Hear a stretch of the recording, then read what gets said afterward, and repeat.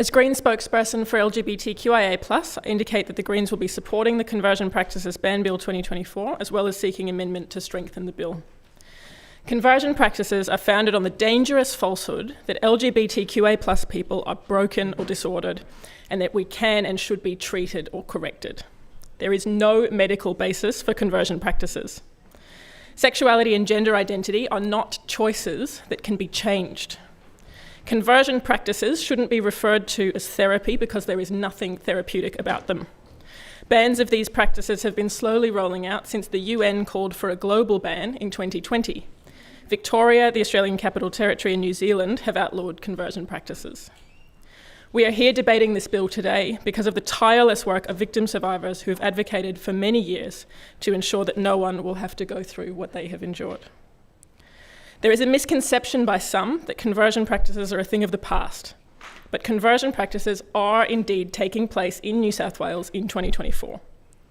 Peer-reviewed Australian research undertaken in 2019 has shown that 4% of LGBTQA+ Australians aged between 14 and 21 years have experienced conversion practices.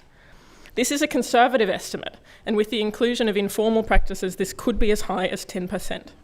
In 2022, when Victoria was drafting its legislation to ban conversion practices, at least 10 organisations in Australia and New Zealand were found to be publicly advertising these practices. Previous generations endured conversion practices with overtly cruel interventions like electroshock therapy. But modern conversion practices look duplicitously like care. They look like psychology or counselling sessions, exorcism, people being prayed over, and celibacy groups. As many survivors of conversion practices have shared, this so-called therapy doesn't change anyone's sexuality or gender identity. What it has done is wear down people's self-esteem, made them believe that there's something wrong with them, that they're possessed by demons, that they are failures for not having been able to change. Conversion practices have made people hate themselves and believe that they are better off dead than being same-sex attracted or gender diverse. The Australian Medical Association have stated, quote, "There is strong agreement among the medical profession in Australia that conversion practices have no medical benefit or scientific basis, and that there is evidence of significant harms resulting from such practices," end quote.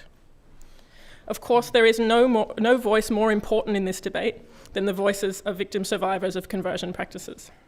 I thank every survivor who bravely shared their story with members of Parliament and the broader community, and note the testimonies that were shared during the debate in the Legislative Assembly yesterday of Eamon, Samuel, Anthony and Dawn, and the testimonies that were shared by the Leader of the Government in this debate. I'd like to share some of the testimony of Jeremy Smith. He says, quote, "I grew up in the conservative Catholic sect Opus Dei. The school I went to was an environment rife with homophobia. We were taught that sexually active gay people were intrinsically morally evil and destined for hell. The school's motto, 'The truth will set you free,' was cruelly ironic given that myself and others were told to not only hide and repress our true sexuality, but to also change it. After I came out to my mum as gay at 16, she told my school tutor without my knowledge. I remember a conversation with my tutor in which he said I must never act on my attraction to other boys. My parents took me to a child psychiatrist who offered me therapy to suppress my attraction to boys. I declined this therapy. Then my parents took me to see a Jesuit Catholic priest. I remember being taken to this priest against my will, crying in the car on the way to and during the session. This therapy would involve prayer if I had impure thoughts, methods to force myself to not act on my sexuality, and conversations about the implications of being gay on my eternal soul.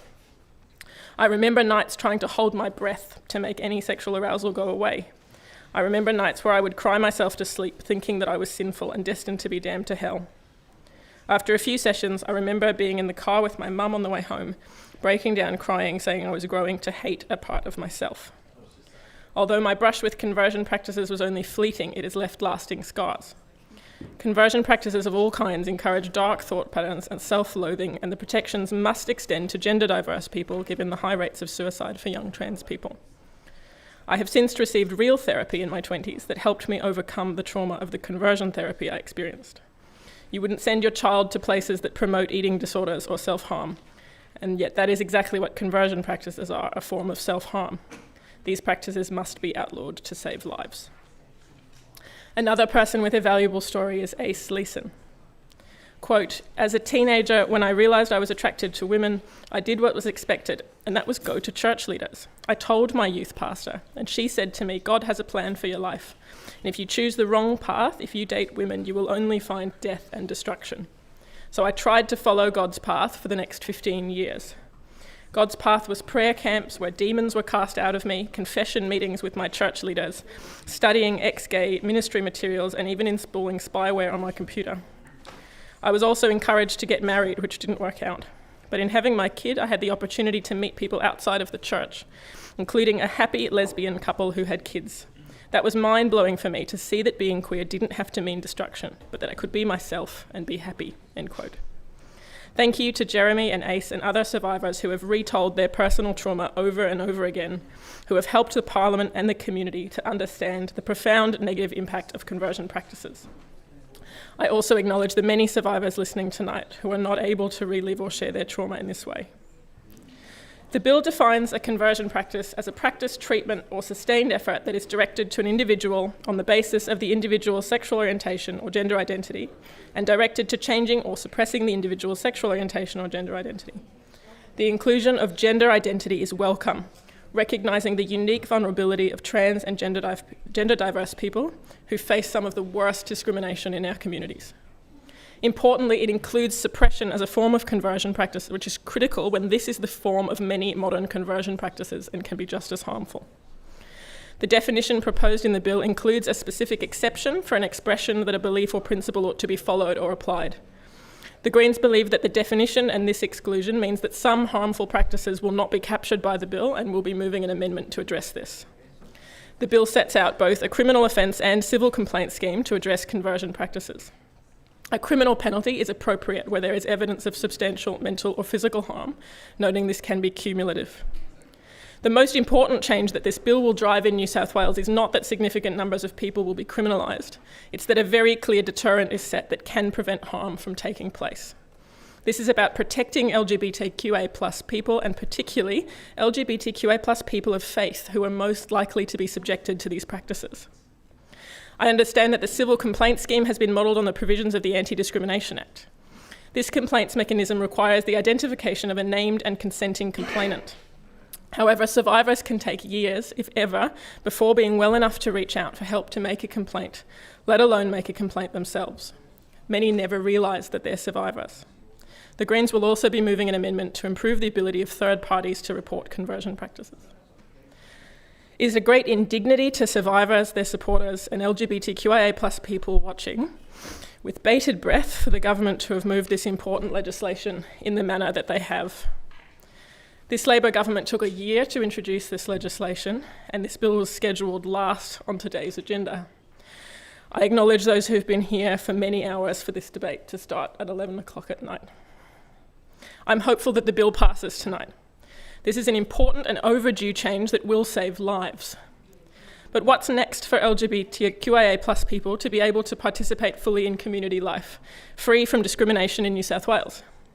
New South Wales will still have the worst laws in the country for LGBTQIA+ people, with people who are bisexual like me, intersex or non-binary not protected by the Anti-Discrimination Act.